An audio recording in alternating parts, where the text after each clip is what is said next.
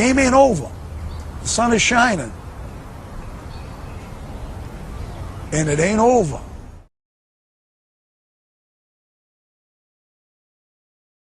You wanted the best, you got the best from my home studio on Long Island, New York. Welcome to Ian Scotto Rocks. I am your host, Ian Scotto, and Twisted Sister has sold their likeness, their catalog. It seems like a whole lot of things. Let's get right into it. So this really involves JJ French, and JJ French is not only the guitarist of Twisted Sister, he has really served as the manager of that band. I know we all know Dee Snider as the face of that band, the image, but JJ French has been the guy who's handled the business aspect from day one and is also one of the founding members. Dee Snider came into the fold a little later, but once Dee Snider was in the band, that's when they had all the success, and yeah, he essentially became the face of that band. But let's get into it. This was originally posted by Blabbermouth here, of course, and it says, Twisted Sister sells remaining recording copyrights, trademarks, and other rights to Warner Music Group. So this means that they have sold some aspect of their catalog prior. This is everything else. And it says here, according to Forbes, and I read the original article, this is a really long article and a really long interview with JJ French. And this wasn't meant as a big revelation of, hey, we sold the catalog, we're announcing this. He just kind of nonchalantly said during the interview, hey, we sold the remaining rights. And here's what it says. Twisted Sister has sold its remaining recording copyrights, trademarks, and other name, image, and likeness rights to Warner Music Group. The terms of the deal have not been disclosed. Twisted Sister guitarist and manager JJ French, who has been involved in every aspect of the band's business for decades, told Forbes contributor Louis Schiff that the decision to sell the rights in September 2024 was, quote, driven by several factors, including the aging of the band members and the fact that none of their kids wanted to continue in the Twisted Sister business. So this has become absolutely a trend in recent years, especially for bands who are winding down, or in the case of Twisted Sister, bands who have really come to the end of the road. Twisted Sister is no longer touring. They're no longer putting music out. You'll see Dee Snider occasionally do some solo appearances and things like that, but they've stuck true to retiring. And of course, you know, they stayed with the original lineup until the very end. Unfortunately, we had AJ Pero pass away, and then he was replaced by Mike Portnoy, who came into the fold. But other than that, it was the original guys, and it was the original guys up until his death. And they said, this is it. So what this essentially means is that for branding deals, when you hear Twisted Sister in a commercial, of which there are many, I mean, we're not going to take it, has been used countless times in so many different things. Now there is a entity, now there's Warner Music Group who is going to control all that, which means that the band no longer gets to say, hey, we want our song behind this, but we don't want it behind that. For example, Dee Snider has been very vocal politically. If you guys follow him on X, you know this.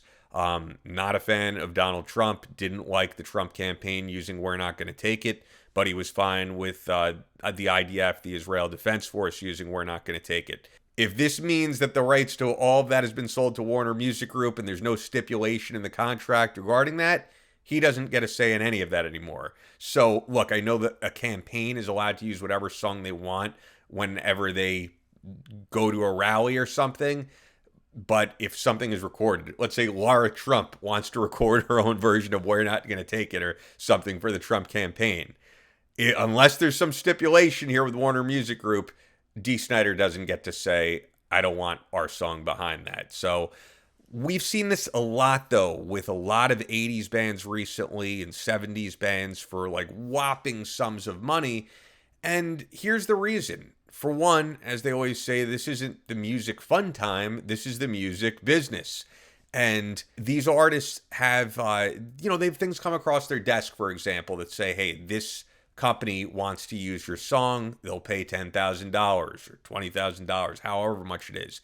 Now, this is just one lump sum. Hey, we're giving over the rights to our music to this entity, and they can do whatever they want with it, and we get paid in full at one time, and then that money can go on to spouses, children, anything like that. And that's why JJ French mentions our kids don't want to be in the Twisted Sister business, because if they do pass it on to their kids, that could mean when they pass away, they get to decide on all this, as opposed to what they're doing, where they just profit from it and their kids could be the beneficiaries of that money. Now, some of the whopping deals we've seen in recent years are absolutely astronomical. They don't disclose what they're getting paid in this. Maybe we'll find out soon. But for example, we have the Beach Boys, who sold their catalog and likeness for $100 million plus. And you may notice, because I certainly have, and I'm a Beach Boy fan, that I've seen their name and their likeness on a lot of high-end fashion brands as of more recent years. That is not their choice. That's due to whoever bought the rights selling their name to these high fashion brands, and they can do whatever they want with the name now. Neil Young sold his catalog for $150 million, and you may remember pretty recently he was not a fan of some things that Joe Rogan was putting out there during the pandemic. We all know how ridiculous things got, and he was saying, I don't want my music on Spotify after paying Joe Rogan. The problem was that was after he sold the rights to his music. So the company, they did put a halt on it, I remember, for a little bit, but they were able to say, hold up, you sold the rights to us. You don't get to decide that anymore. And that's the issue with some of these artists who want to control and have some type of management over where their songs are used. Motley Crue, $150 million they sold their catalog. Kiss, $300 million, and that included their merchandising and likeness, and we've seen that in the last couple of years. Pink Floyd, a whopping $400 million for their catalog. Bruce Springsteen, $550 million. And then the big one, this is that holy shit number, is Queen at a whopping reported $1.25 billion. For Twisted Sister, I think their catalog is worth a lot. We're Not Gonna Take It has been used constantly, and then I Wanna Rock. And they have other songs, of course, that I could see being used in things that people love, like Burn in Hell, The Kids Are Back, You Can't Stop Rock and Roll. But those are the two big ones. And I have a personal connection to this in that I worked for Dee Snider. Not really worked for him. I worked for SiriusXM, but I worked for his show on Fangoria Radio. That was my first ever radio gig starting back in 2006. And it was a blast. I have some great stories of my time working with him. And one thing, if you read Dee Snider's book or you followed his career, that you may not know, like, the money wasn't always coming in. And when I started working with him in 2006, that was kind of a recovery period. You know, that was after he released Strangeland, his horror movie, and he was doing a lot more voiceover work, and things had rebounded for his career. But in the 90s, it's been documented in his book and elsewhere that he was working a job at a software company, and he was riding his bike to work every day. And he didn't even want to admit to people that he was Dee Snider. If people came into the office and they said, hey, aren't you that guy from Twisted Sister? He was like, oh, no, I've been told they look like him. So he had some rough years, and it wasn't always just tons of money coming in. When I was working with him, it was. And I remember he would even talk about selling some of the rights to these songs. And I believe it was like Vagisil or something like that was using We're Not Gonna Take It. And he's always been very transparent about, like, hey, you want to call me a sellout? I don't give a shit. I just bought a jacuzzi for that money that I made from selling the rights to that. And he was like, whatever. What are you guys, angry that I'm selling a product that's fighting vaginal dryness? Who's against vaginal dryness? So yeah, I can show you on screen. This is me with Dee Snider during that time. And I even got to see the original lineup of Twisted Sisters. You'll see there, that was them performing in studio at SiriusXM. So I was one of few people behind the control room, behind the other side of the glass, that got to watch a very exclusive Twisted Sister performance. I saw several shows of that Twisted Christmas thing that they did, which they toured for a number of years. And I'll give you one funny story with Dee, was that when I was working with him at that time, I was like, hey, I could come out to the show at Starland Ballroom. And he said, all right, awesome. I'll put you on the guest list.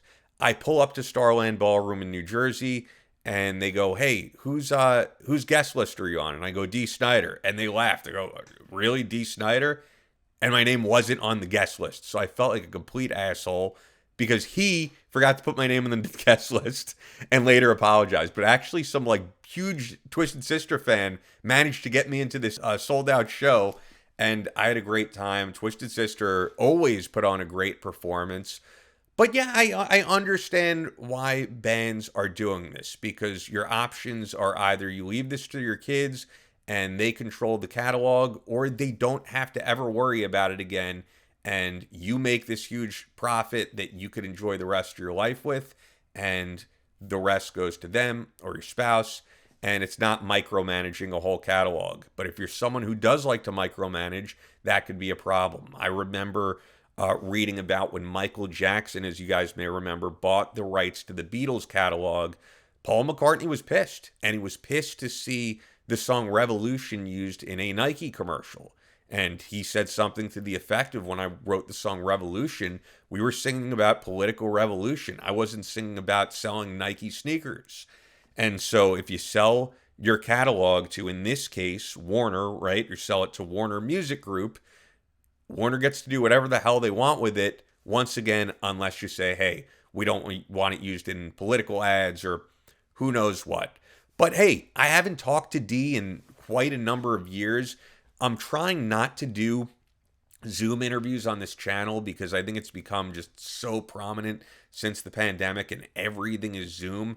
I do want to do interviews, but I want to focus on in person.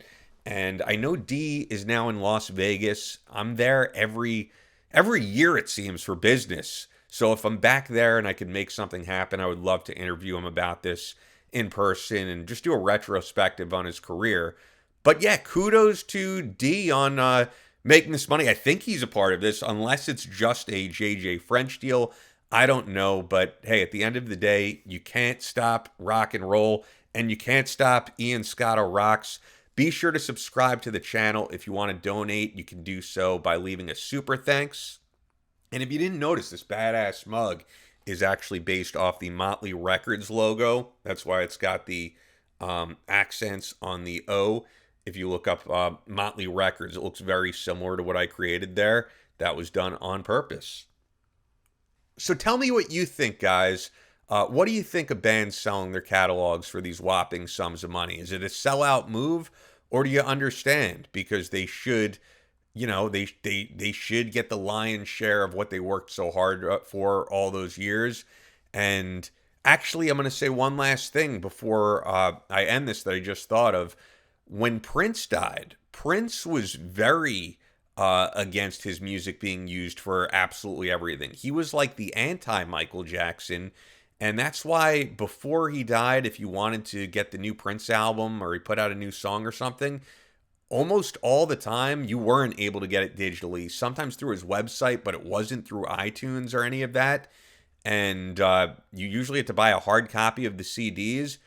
And he didn't leave any type of will of what he wanted to do with his music, which you could look into. And now you could find his music everywhere. And so that's a problem. So as these guys get older, they need to think about these things. What legacy do I want to leave? And how do I want my loved ones to benefit from it? So that's it. Let me know what you think once again. And if you want to binge watch some more great content, we do deep dives here. We do rock news and commentary. And you can check out this video that I'm pointing to right here if you want to check out more great content on Ian Scotto Rocks.